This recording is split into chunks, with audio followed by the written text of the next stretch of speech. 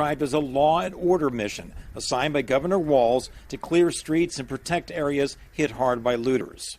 The governor said that one of the factors he had to weigh when it came to deploying the Guard for this type of mission is that sometimes the very sight of a uniform or a person holding a gun can be a catalyst, can trigger more rage by protesters. But in this case, he said restoring order was just too important. None of us can live in a society where roving bands go unchecked and do what they want to do, ruin property. Guard leaderships and the governor decided to arm the members after receiving credible threats against the Guard via the FBI.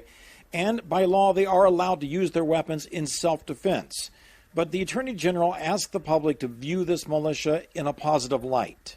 Protest peacefully, but not see this as another occupation by another military force. It really is to make sure that there's calm and peace and that everybody can operate peacefully. When they first arrived overnight, the mission wasn't exactly clear, but Major General John Jensen says they are here to help however they can. Now, the Guard sent us a list of some of the places where these people have been deployed from.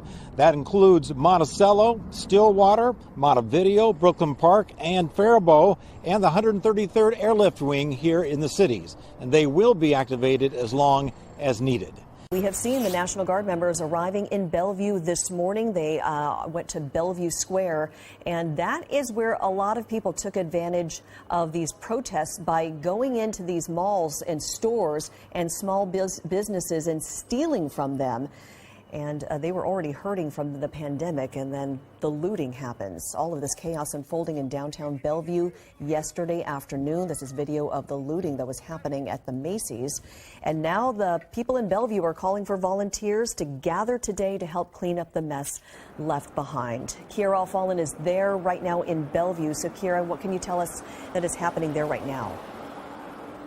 Yeah, good morning, Mimi. Well, as you said, the National Guard is here in Bellevue this morning. They're here, a spokesperson tells us, because they want to have a presence and discourage property damage. But we want to show you some video of their arrival. We did see that they were unloading what looks like riot shields and other gear as well. So Governor Inslee has authorized the full use of the National Guard as a precaution. The National Guard can respond to looting, to property damage, or to protect property and to manage crowds and traffic. So now back out here live, we do want to show you some of the damage that has been left behind from what happened yesterday in Bellevue. This is a look at the Xfinity store here in downtown Bellevue. As you can see, they broke into the store, smashing through that door there. There was a lot of debris on the ground, but we already saw a group of volunteers come by and sweep some of that up. There are still more volunteers out here right now doing that. We do want to show you some of this video from yesterday, though. The chief of police announced that they learned through social media that known gang members were going to be in downtown Bellevue Sunday to cause trouble. He said they showed up at around 3 p.m. carrying signs beginning a peaceful protest. That quickly turned into looting.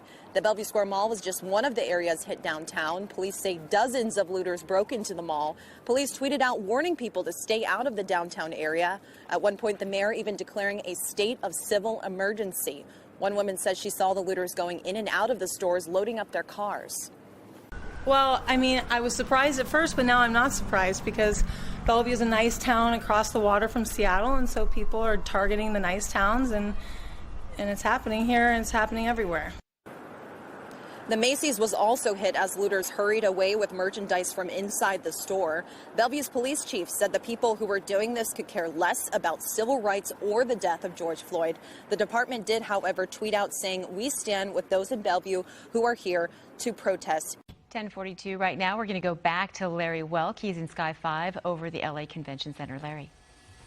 That's right. You see the National Guard is got a large presence here at the convention center up on the second deck. There's also more vehicles parked on the first level as well. We saw some troop transport carriers come through. We also saw a line of Humvees that were lined up and have now moved into the area. And in addition to the National Guard that is getting ready to deploy if needed, you've also got several different law enforcement agencies that have also joined the National Guard up here. here. So it looks like they're putting together rapid response teams in the event that there needs to be any kind of protection, especially in particular for firefighters and people that might be responding to some of the things that we saw on Melrose last night. But at this point, so far, none of that is needed. The city appears to be very calm right now. We're not hearing of any problems at all.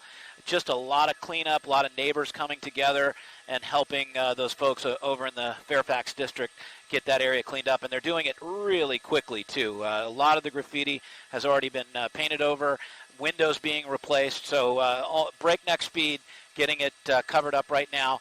But